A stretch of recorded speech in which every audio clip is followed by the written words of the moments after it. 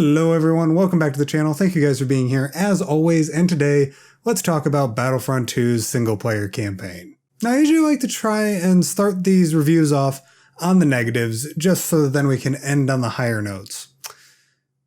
This campaign has been getting quite a bit of flack online in general, at least in my corner of the internet and between the Reddits and the Twitter and the Facebook groups and the whatever. A lot of people are kind of disappointed with this. I'm not going to address the criticism of it's a rehash or it's the same boring old story, because A New Hope is the same boring old story from a couple of hundred years ago about a princess trapped in a castle. So I don't find that really to be a valid criticism. I understand where people are coming from, where they wanted something more original. I feel that way about Rogue One, to be honest. But I understand that that's a personal problem with it, and that's not a problem with the story itself. When you are upset with a story because it isn't what you wanted, that's a you problem. Worry about it when the story fails to tell the story it's trying to tell. Then it's a bad story. At least that's my opinion. Anyways, the real big negative that I have with this story is that it's too fast. Not necessarily that I'm upset that it's only a 4-hour campaign or 4.5-hour campaign, depending on how fast you are. My issue is that the story skips through things too fast. There's not enough character growth, especially for Aiden. I'm assuming that you guys already played through the campaign, or at least have already heard about it. So just as a quick spoiler warning now, the big spoiler is that Aiden and Del defect to the rebellion and abandon their posts as Imperial's Inferno Squad and then become kind of just regular old rebel soldiers. And my issue isn't with how early on in the game that takes place.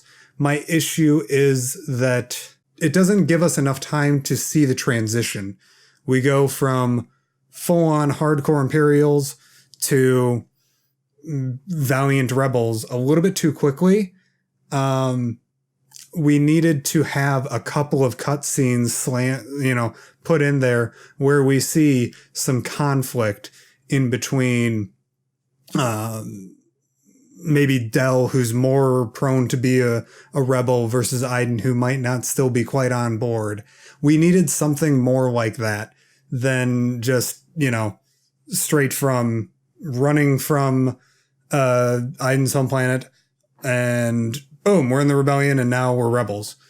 That gap needed to be filled, in my opinion. But to look at it from a slightly different perspective, think about if you were engaged in a war, a civil war, with some of your fellow countrymen rising up and committing acts that could be considered as terrorism. And you've been fighting these rebels for years and years and years and years.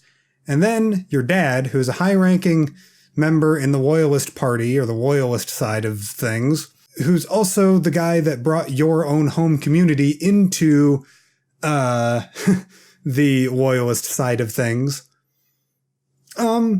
drops a nuke on your hometown. Your dad drops a nuke on your own hometown. I think that you would switch sides pretty bloody quickly. At least I would.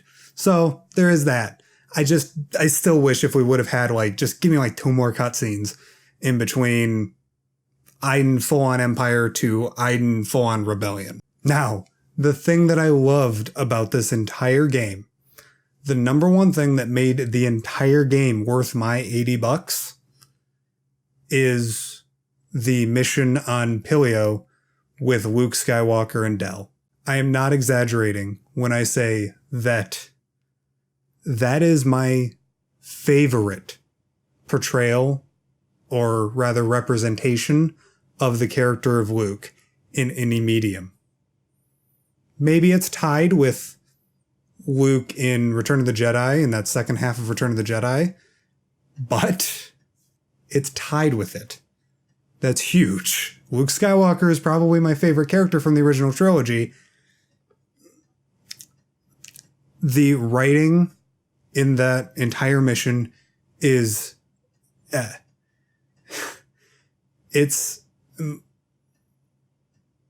I was welling up playing through that mission, especially near the very end.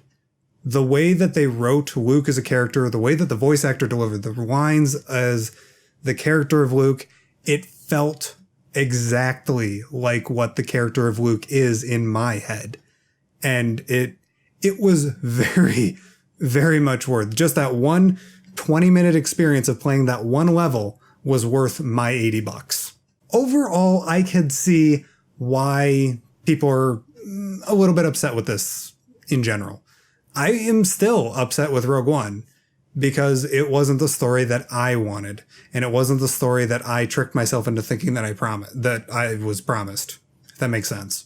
Overall, I can understand and empathize with everybody that feels, quote, ripped off or cheated or that they were false advertising. I can empathize with that because I feel that way about Rogue One. But when you really look at it, you look at Rogue One, you look at Battlefront 2's campaign, they never said that they weren't going to tell it from an also Rebel perspective.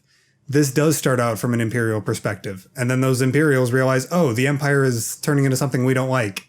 Okay, never mind. Whoop! They never promised those kinds of things. And Rogue One never promised me an all-out war story about soldiers and an actual military thing instead of just ragtag people and then, hints of Destiny stuff. I didn't want any of that, but that's what the story that they gave me. And, I just haven't watched Rogue One since it came out in theater, or since it came out on Blu-ray. Oh well. I didn't like it. That's okay. And that comes down to pretty much any sort of content.